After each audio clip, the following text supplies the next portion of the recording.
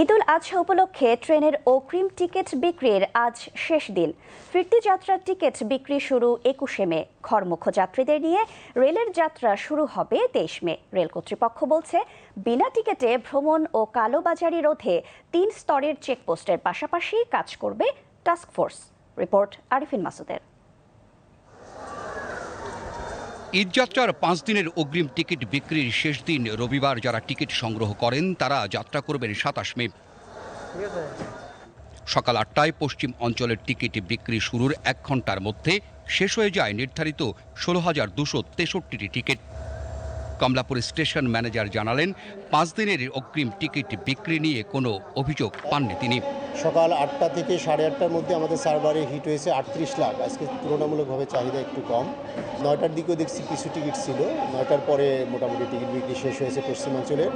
এই গত 5 দিনের অগ্রিম টিকিট বিক্রিতে আমার কাছে এখনও এই ধরনের কোনো অভিযোগ এখনও আসেনি। 23 মে থেকে শুরু হবে ঘরমুখ যাত্রীদের নিয়ে রেলের ঈদ যাত্রা। এবার রেলের ঈদ বহরে চলাচল করবে 43 জোড়া আন্তনগর সহ 66 জোড়া ট্রেন।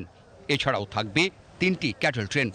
স্টেশন ম্যানেজার জানালেন, এর বাইরেও ঈদ উপলক্ষে চলাচল করবে 10টি বিশেষ ট্রেন। রেগুলার ট্রেন হচ্ছে 66 জোড়া, তার মধ্যে 43 জোড়া হচ্ছে আন্তনগর ট্রেন, 23 জোড়া হচ্ছে মেইল এবং কমিউটার ট্রেন। এর সাথে আমাদের ঈদ স্পেশাল আছে 10টি বিভিন্ন জায়গায়। 22 তারিখে 2টো ক্যাটেল স্পেশাল ছেড়ে আসবে আপনার দেওয়ানগঞ্জ এবং ইসলামপুর থেকে, এবং 23 তারিখেও একটা ক্যাটেল স্পেশাল আছে। টিকিটবিহীন ভ্রমণ ও কালোবাজারি বন্ধে ইতোমধ্যে কাজ করছে টাস্কফোর্স। আর শিডিউল বিপর্যয় যাতে না ঘটে সে লক্ষ্যে কমলাপুরে মজুদ থাকবে অতিরিক্ত ইঞ্জিন ও বগি। ঢাকায় কিছু কোচ ব্যাকআপ থাকবে, কিছু ইঞ্জিন ব্যাকআপ থাকবে, যাতে আমরা ইমার্জেন্সি কিছু করতে পারি। কমলাপুর রেল স্টেশনে তো 3 স্তরের নিরাপত্তা ব্যবস্থা থাকবেই, সেখানে 3 জায়গার টিকিট চেক হবে।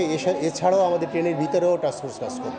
তিনি জানান, যাত্রীর বাড়তি চাপ সামাল দিতে আন্তনগর ট্রেনে যুক্ত করা হবে অতিরিক্ত বগি।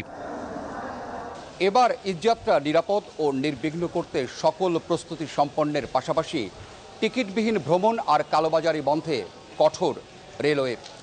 রেল কর্তৃপক্ষ বলছেন, যাত্রীর এনআইডির সঙ্গে টিকিটের মিল পাওয়া না গেলে ওই যাত্রীকে টিকিটবিহীন যাত্রী হিসেবে বিবেচনা করবেন তারা, আর এক্ষেত্রে করা হবে জরিমানাও।